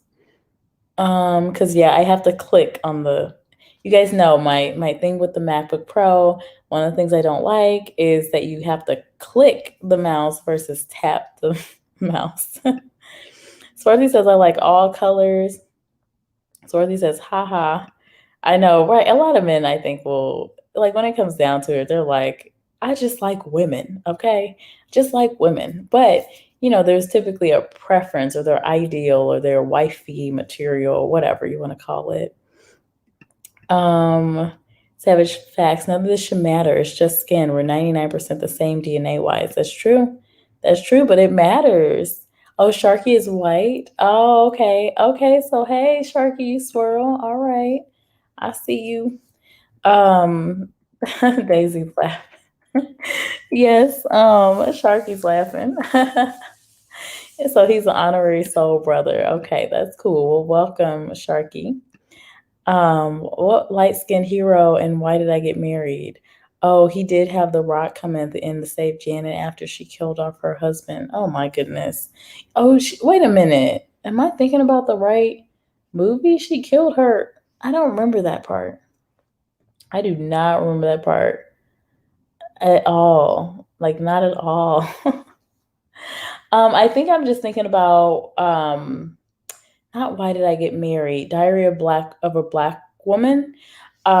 So her husband was a dark skinned guy. He's been in a lot of movies. I just don't know his name. And then the guy that she moved on to was this lighter toned. He plays in soap operas, or used to play in soap operas, and I can't think of his name. Let me see if I can find him though. Diary of a Mad Black Woman. Let me see. Let me see. And there's the play and then there's the movie too. So I'm talking about, I think it was the movie. Oh, this guy. Oh, what is his name? Or wait, let me see what this guy's name is. You guys know what I'm talking about. Let me look him up on here. You guys will know who I'm talking about when you see his face.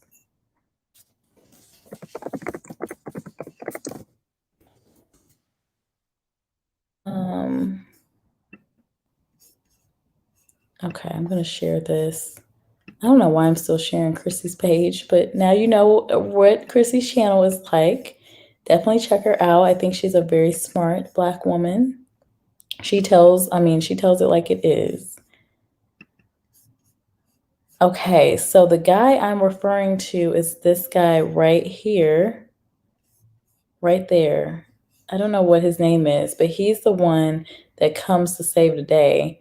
He looks kind of funny looking in that movie. I didn't realize how funny looking he was looking. So this was the black character. He was the bad guy who I believe I don't remember if he was beating on her or just cheating on her. That's so sad. It's like what was the bad thing he did? I think he left her for some woman and I think took a lot of the stuff, like didn't really leave her with much. And then he ended up getting shot. And sorry, I don't want to give away the movie in case you haven't watched it, but yeah, this guy was the villain. And then she was saved by this guy. He swooped in and was like, I got you, girl. That is my reenactment of the movie. He's like, I got you, girl. And so, yeah, he played the light skinned hero in that movie. But why did I get married? I think that was a dark guy. I think that was a dark skinned guy. Um, right. Daisy, Jessica, I've been told I look like James Spader when he still had hair. Okay. Let me see. Let's see. You guys know I'm curious. I'm like, what? Let me see here. Oh, you look like this. I've never heard of this guy. So you said while he still had hair. So this guy, so he's really young there. Okay, so you're a nice looking guy. Yeah. No hair though. I'm just kidding. Oh wow, he had blonde hair too. Interesting. I've never seen this guy ever. Never ever. Glamour shots. That's funny. No, he's a cool looking guy. It's so funny to look back at these old pictures. Like people really had their hair like that. Anyway, I'm done sharing that for now. But okay, cool, Sharky. Now we kind of got an idea of what you look like. Michael B. Jordan. Yes. Thank you, Swarthy. I don't know why I can think of this guy's name. But yeah, I don't know. Just not my type, I guess. Real Brother said, Michael B. Jordan, you don't like him. You prefer Jason Momoa. Jason Momoa is fine. He's just fine. He's just fine. I don't even know what other word to say. You just look at him and you just be like, whew, thank you to your mother. No, I'm just kidding. I like a couple of guys though. You guys know I like Will Smith. I like Jason Momoa. I like Chris Hemsworth. Chris Hemsworth is another one. Like, woo. Will Smith, he's getting a little older, but he looks like he's aging well. It's like I'm doing the chef's kiss right now. Like, yep, looks pretty good to me. I used to like actually when I was younger. Well, I used to think he was handsome. I wouldn't say I was like attracted to him necessarily, but Denzel Washington, I always like as a young girl, like I always thought he was really handsome. Um, who else? I don't know. There's only people I can think of right now. But yeah, I don't know. But I'm just kind of like I look at someone and I know pretty instantly if I think they're attractive or not. So you look Canadian, right, Sharky? I had to do a quick Google, right? I had to Google it too. You saw. I have never heard of that guy. I was thinking about Tyler Perry, other movies. I think that's what was after they pointed out. Right, exactly. There's a Canadian look. I didn't know there was a Canadian look either. Let me see. I'm missing some stuff. Who's also light skinned? Oh, hey, okay, hey, Clea Mills TV. Yes, cheated on her. Her brother Possum, you're right. I'm trying to play catch up, guys. I'm like, what's going on? Shamar Moore, real brother, come through. Right. I was trying to figure out who in the world this guy was. I'm like, I knew his name. And I've seen him on I don't know if I talked about this, but my grandma, I lived with her for like 2 years in Kansas City. And she would always watch these soap operas, and he was on one of them. I remember his face on one of them. So yeah. They had a man with a possum cut into cornrows and glued to his head. What? That's crazy. That hair was looking kind of funny. I didn't even understand that. Like, just why didn't they just have him without hair? Oh, she killed him. Honey, what in the world? I didn't even know that. All right, maybe I just don't remember. It's been a while since I've seen that. I don't think Spader is a Canuck. What does that mean? I could be wrong. That said, part of my ancestry is French Canadian. Ah, interesting. We're doing all this talking about Sharky. Movie sounds familiar. I haven't seen too many Tyler Perry films, but I def saw one with Janet Jackson. I like her, but I didn't like the movie. Yeah, his movies are kind of just tragic. Like, why can't we just have a normal movie? Actually, now that I'm thinking about that, I think I need to purchase The Photograph because I think that was a good one. I forgot all about that movie. But I'm just like, we just need to see more movies of Black women, dark-skinned Black women, right? Being portrayed as a love interest in a normal fashion. Even light-skinned Black women, I feel like they're in this struggle, like, I don't even know. It's like you're struggling and then you guys make it through and then you get to the happy ending sometimes. Like Tyler Perry films, it's like the struggle. It's kind of like when I and he caters to a lot of the Black community in the church as well. And so it paints this picture of like Black women, you just got to go through all this stuff. I'm like, I'm not going through all of that. I might as well be by myself. I'm not doing it. Like, no way. So, I mean, there's one thing to support your spouse, I guess, and go through life and you go through kind of the normal stuff, but for the Black women in these movies, they are going through tragic life experiences, and it's just like, this is why can't you just portray a normal type of movie? Like when you look at romantic films, back in the 90s and stuff, like Love and Basketball, pretty normal type of, kind of love interest. I think Love Jones, I don't remember much of it. I did watch some bits and pieces of it. Um, I did finally watch Waiting to Exhale, like things like that. Like, why does it have to be such a tragedy almost? I don't get that. And then you think about romantic films, typical white American films, right? Um, I'm trying to think of some because I just saw some romantic movies. Obviously, not thinking about the Titanic, but that's probably the most dramatic white, romantic film we can think of. But the Rose, the white girl, she was fine. She was good. She got herself on that door and she, made it through and survived. That was probably the most dramatic part of the movie at the end. But I don't know. I don't really get it. I don't get it. Um, I'm trying to think of some romantic films. I have to look some up. Oh, like The Notebook. The Notebook, that film, very nice. Like no tragedy happening there, right? No tragedy. The Cinderella movies, the Twilight, even. I don't know, like just all these different the things I hate about you, these different movies. There was no tragedy. Why can't we have more of that? I don't know. That's just my opinion. You guys know we're off topic. I'm gonna have to do a part two, and we'll dig into a little bit more when it's not, later at night. But it's just crazy. Okay, let me catch up because I know I'm missing some comments. And hey, Clea Mills TV. Let me kind of go through here. Reason I can't stand Tyler Perry. Oh, people usually guess that you're Irish or maybe Canadian. And the Russian. Interesting. Okay. He's an incredible actor. Okay, I'll have to check out some of the movies then. You guys know I don't watch enough movies. I don't watch enough TV. You guys know. Uh, Sharky. Oh my gosh, please don't wear cornrows. Oh my goodness. Oh, please no. Okay, let me see. Leah Mill TV says, I love the guy. He's cute. Are you talking about Shamar Moore?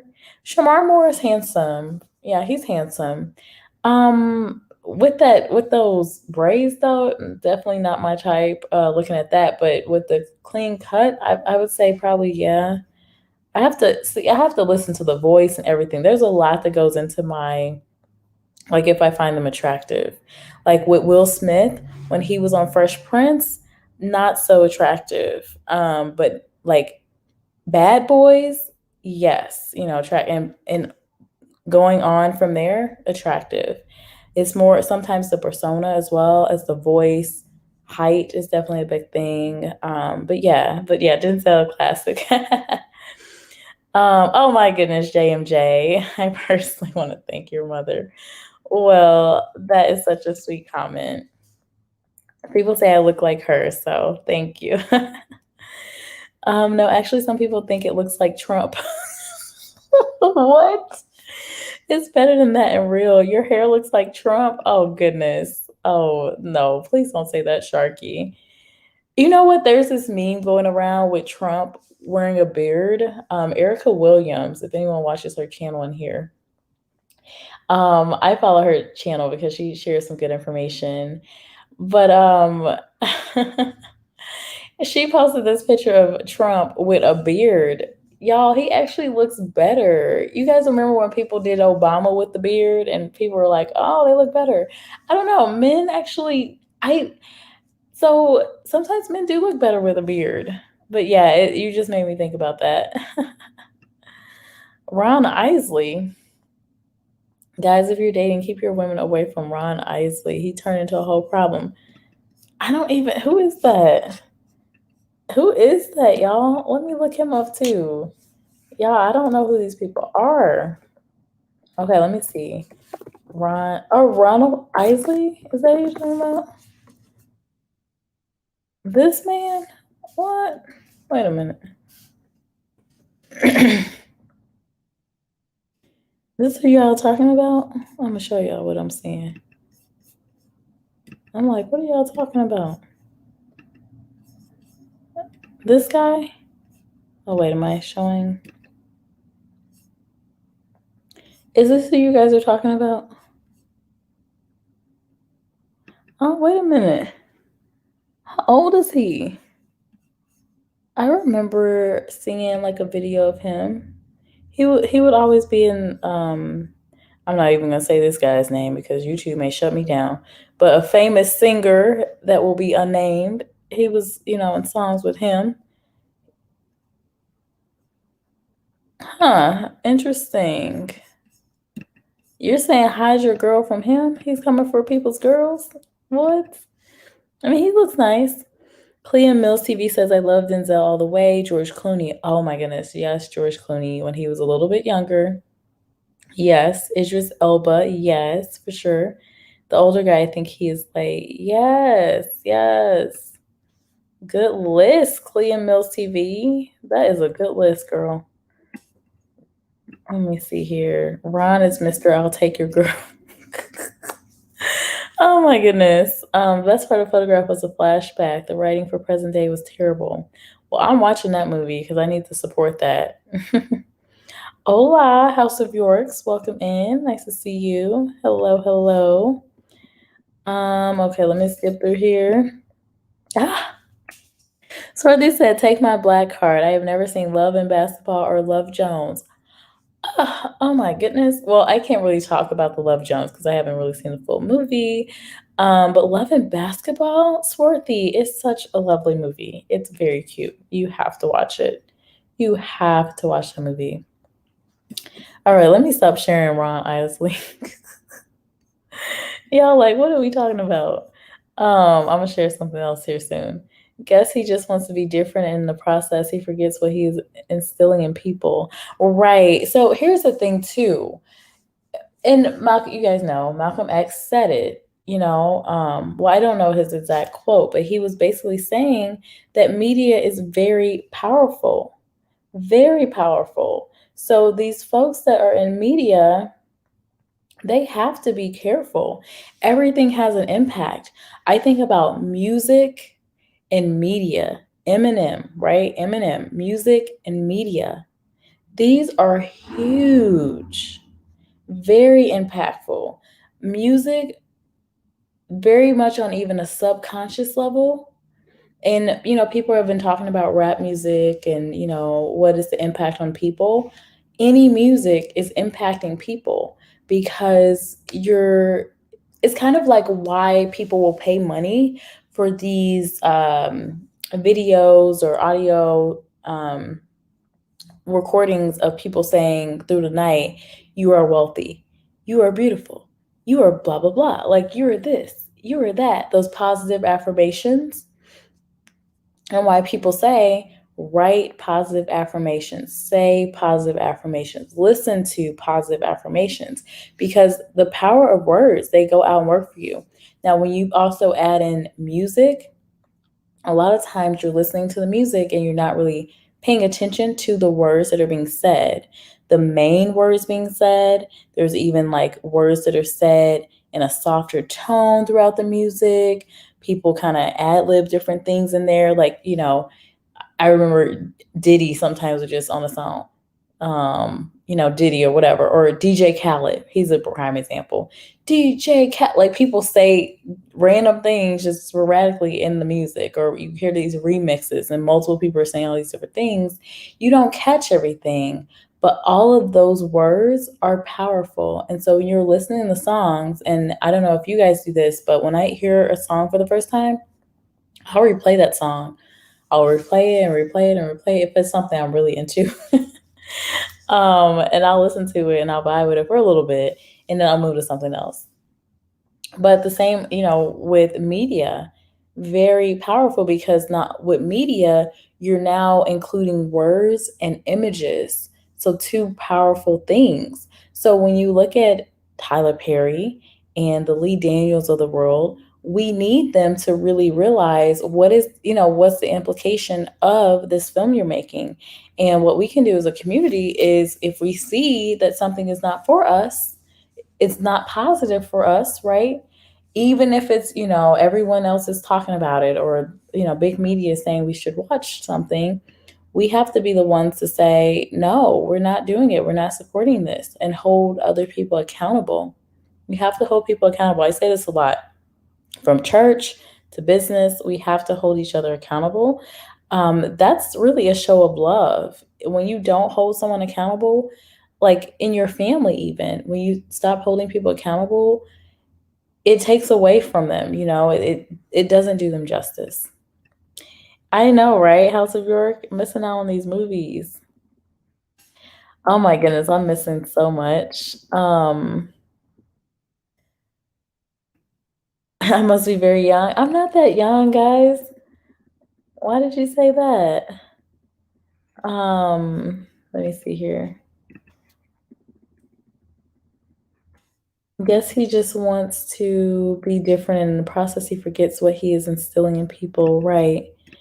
Um, okay, I'm caught up. Hey, I'm almost caught up. So much to do. Yes, okay, Swarthy. She's gonna watch Love and Basketball. Yes. I was having trivia on Sundays, and I definitely included them in one of my trivias. He's about to be 80. What? That man? He actually, okay, for 80, definitely Ronald Isley looks good. Yeah. Um, so Kamira, I was born in the 90s, so I'm of age, I'm not super young. Robert K. Exactly. Thank you, Swarthy. Yes. Because I'm not about to say his name. YouTube be shutting this thing down. He was has been blacklisted. He's an 80-year-old man that just debuted a white beard in his versus battle. He had a versus battle. Sorry, I have not been following the versus battle at all. The last one I saw was Ashanti and was it Keisha Cole? No. No, I think it might have been Keisha Cole. I can't remember. Let me look it up. Versus battle, Ashanti, and who else was it? Oh, it was Keisha Cole. Okay.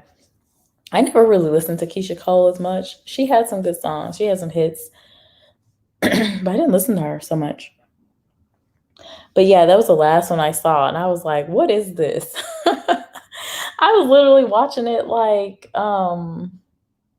I was just like, "What is going on?" Like Ashanti in the 2000s, like, yes, I was listening to that. I didn't even know what she was talking about listening to those songs. I actually listened to them later in life and was like, I feel you, girl.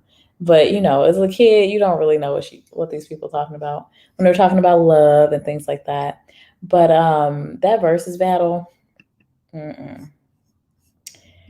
It was Keisha. Oh, Kamira said you didn't know Ron Isley. That's why I say you must be young. I'm born in the 70s, so you were young to me. Oh, okay, I feel you. My older brother, he was born in the 70s. We're 20 years apart. So yeah, I guess I'm a little younger, but no, I have seen Ronald Isley. I just didn't I don't know, I didn't recognize. I was like, who? And then I thought after seeing his picture, I'm like, yeah, I've seen him, but like he was old when I saw him. I was like, he was in these videos with Robert. I feel like Gayle King with that interview. Robert. Anyway. Oh my god. I didn't even watch that full interview. I was just like, I cannot. Um Let me see here. Daisy, oh, okay, I'm sorry to hear, Jess. Wait, what are you sorry to hear? Oh, yes, I am. I'm feeling under the weather. That's why my voice is so sounding crazy. Yes, I'm. Oh, yes. So you didn't catch the story. So I actually planned this live to go. I plan on going live at 8 o'clock Central Time, and I took some medicine. I was knocked out, even though it's daytime.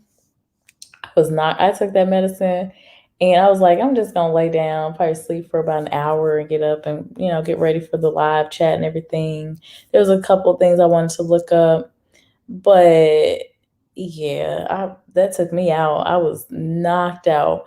Feeling well, I was well rested. I was waking up like Sleeping Beauty. I was like, this is great. And I looked at the time, I was like, oh my gosh, I missed my live. So but yes, so I haven't been feeling the best lately. So yep. Okay, I think I'm caught up again. Oh, wait a minute. It was Keisha. You didn't remember who it was because it was not a good battle. You're right, real brother, for sure. It was like I was just like, what is going on? It was like Ashanti was kind of hype. Keisha Cole kept, or Lord, Keisha Cole kept like getting up and going somewhere. I'm like, where are you going? What is going on? Like, what is this? So it was interesting. He the granddaddy. He's the granddaddy. I can't even say it right. Oh my goodness, the internet was blazing. That's funny. I mean, you know what? I actually like gray hair. I'm weird. I don't know if I told you guys this, but yeah, I used to want a gray streak of hair, like the Rogue character in X-Men. Yeah, I like some gray hair. Like white hair. I don't know, it's just pretty to me. I like the women that have gray hair. There was this lady on Instagram I was following. I think I'm still following her. I'm just not on Instagram enough. But she has gray hair, and I just love her look. Kamira, I'm an OG. If Ron Isley is the Isley Brothers founder, then yeah, 80 would actually be relatively young. That group started in the early 60s. If I'm not, wow. I mean, Ron Isley definitely looks good for his age, for sure. Definitely looks good. Um, oh my goodness. So as we're talking, I'm getting responses on this Power of Economics video I did, tactics used by Korean suppliers to make black stores fail. Interesting. He's providing a solution on how black community can retake the beauty supply as they rely on them a lot. He's given a full paragraph, multiple paragraphs. I'm gonna have to read that later because you guys know I did that video. I was like, after I did that video, I was like, oh my gosh, please don't come for me. I don't need any community coming for me because I come from a good place. Like we're in this together, right? Sharky, I'm not sure when the group was started. Cassandra said I love me some ice. So I just remember him doing songs with Robert. I mean, they were hits. Like I know I was jamming to them, but can I tell you what the title of the song was? I definitely cannot. I definitely cannot tell you. But I know he would come. I would see him in that suit. Didn't he have a cane or something? I guess maybe I wasn't paying attention to that because I'm a kid. Like I don't care about I caring about Ronald Isley. I'm just listening to the music or whatever. So, Real Brother said I didn't know who he was at first because he's never worn facial hair. Really? Okay. That white beard guy. Let me look at this picture again. Hold on. And then I'm gonna get off of here soon, guys. I know it's late. I was all feeling refreshed. I was like, oh, I'm ready. I'm ready now, y'all. Okay, let me see here. I'll just type in beard. Oh, this is a better picture of him. Okay, I'm gonna show this what I'm looking at. Hold on. Let me show this right here. You see this picture, y'all? Hold on. Y'all, I'm trying to I was literally trying to scroll by touching the screen. Like I'm so used to touching the screen. Um he wearing that fur or mink coat. Granddaddy. Oh my goodness. Oh my goodness. Wait a minute, y'all. Kev on stage is hilarious. If you guys don't follow him, you definitely should. He is always funny. He said, trying to get my wife attention off of Ron Isley.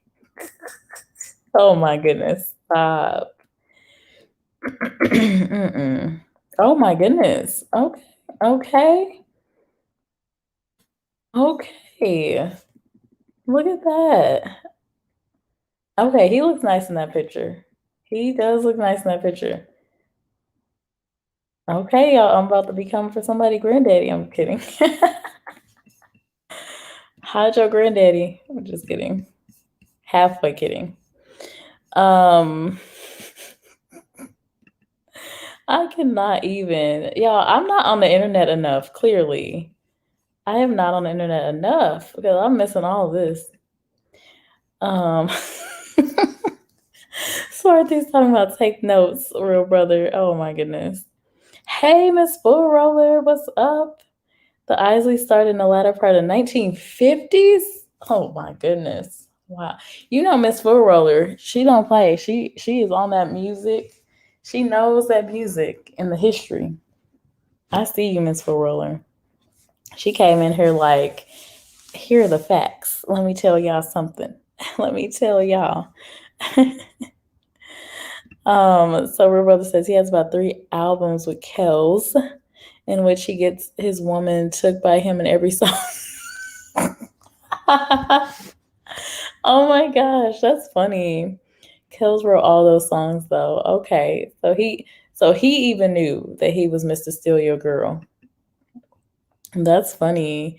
All you in the background listening, thank you so much, Miss Full Roller. I appreciate you. Yes, please do hit that thumbs up button. Cat Daddy. Oh my goodness. That is too funny. Cat Daddy. Oh my goodness. It says new comments, but I cannot go any further. Let me do this. That did not work. I think StreamYard is telling me the party might be over.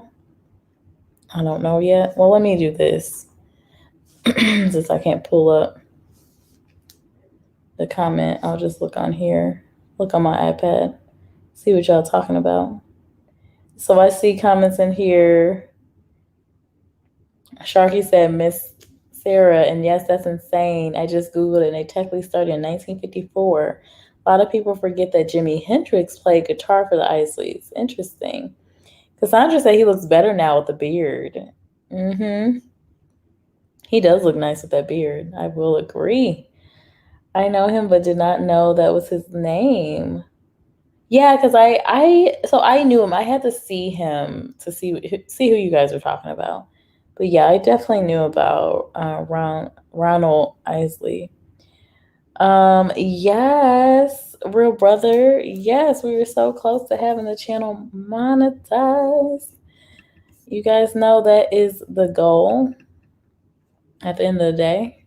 Because why not? Since people are seeing my ads anyway. I'm like, well, that's great. I'd actually rather not. I'd rather not have the ads on the video, like with YouTube controlling it because they put them wherever they want. But it is what it is. I gotta go. Oh, Kamira, you're editing your video. So I believe you're running in the background. Oh, thank you so much, Kamira. We're gonna get off of here soon, but I thank you so much for that. I appreciate it. Let me see if this works at all. It's not working. Yeah, I cannot show comments past this point. StreamYard said we're done. Okay, so it's been about 2 hours, guys. So let me just say I do appreciate everybody. And as Real Brother stated, yes, I am getting close to the monetization. I think when I last checked, so when I look in the analytics or the monetization section, it shows me like a day. There's like a day delay from when I can see how many hours I have. So I'm getting close. So I think I'm still 600 and something hours away, but I don't see hours from yesterday yet. So it may be less than that. I just don't know. So if you haven't played my Jessica Hicks playlist, please do play it for me. If you have time or you have an extra device. And I think you do have to have some sound on. I think you have to have it at least on volume 2 for it to count. At least that's what I've been told. I have no idea really how this all works fully.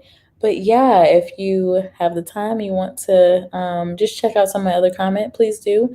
I am a recruiter, so a lot of my content is going to be, especially my earlier content, is going to be very specific to job searching, interviewing tips, what else? Companies that are hiring and things like that.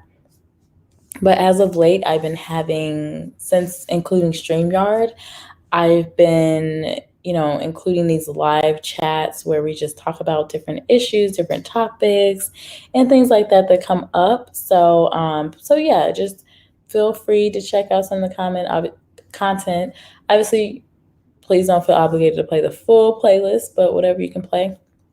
Please note though, when I first started my volume, I had very low volume on a lot of my videos. So you're probably not going to hear me so well. The audio was not so great, but bear with me on those.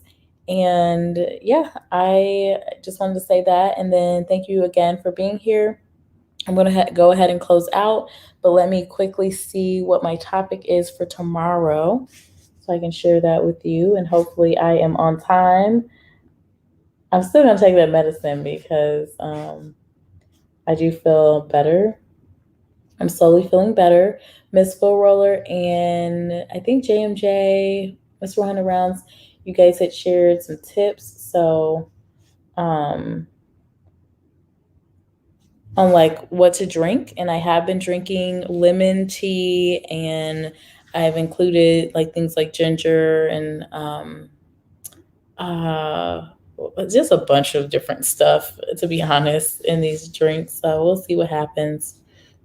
So, real quick, the topic for tomorrow is what is an ambivert and what are the advantages to being an ambivert instead of an extrovert? And then also, where do introverts fit in? Because we know, especially when it comes to the workplace, a lot of times we do hear extroverts, we need extroverts, we don't need introverts. You have to communicate with people, you have to be outgoing, you have to be this and that. And so I really wanted to address the topic of, extroverts in the workplace and ambiverts, that merging of the two, introvert and extrovert, and where that plays into effect. What are some positives of that? And then what are some positives of being an introvert in the workplace? But with this discussion, definitely going to do a part 2. We did see that there is clearly a discrepancy in colorism, especially with African Americans. We looked at this study that was done at the University of Georgia, and basically just showing that I'll leave it with this. to get back on the end with the topic, we saw that between Black, Hispanic, Asian, the colorism exists and it does affect the workplace, people's ability to get hired and such. We talked about even name discrimination. We talked about why I say don't include certain things in your resume that are demographic related and really describe you as a person. We talked about the advantages of having artificial intelligence doing some of the reviews of resumes and video screenings or having just phone interviews because you get to take out some of that biases. So I'm going to leave you with this though, because this was another section. So Andrea Gomez Cervantes, doctoral candidate in sociology, and associate professor of sociology, Chang Hwan Kim, found this to be the case of colorism being influencing the chances of employment for darker skinned people. Even after race and other demographic and education related variables were taken into account, negative effects of darker skin were particularly significant for Asian male immigrants. Isn't that interesting? The researchers used data from 2003 adult sample of the new immigrant survey. So, darker Asian male immigrants. Interesting, right? For female immigrants, on the other hand, skin lightness or darkness had no effect on securing employment after the effect of race was controlled for, in general, Black and Asian females were disadvantaged in comparison to white women immigrants, but Latin American women were not. And the question with the Latin American women, I would say, is because you can be Afro-Latina or white Latina.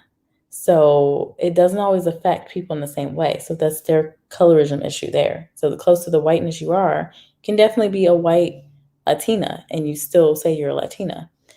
Darker skin color did not affect employment chances within specific groups. According to Andrea Gomez Cervantes, our findings suggest that the color lines are gendered and that race alone is no longer enough to understand the current stratification system. It's probable that meanings of femininity and masculinity are intertwined with those of skin color. The masculinity and threatening images attached to darker skin, which we talked about, may have a negative impact for men, while those negative images are not applied to women. I don't agree with that. Just going to say that. I don't agree with that, especially when it comes to the Black community. Now, Asian community, this is what they were looking at more so. But for Black community, no, I don't agree. Leading to different outcomes for men and women of color. And I don't think you can bucket women of color because Black women have a different experience from Latina and Asian women.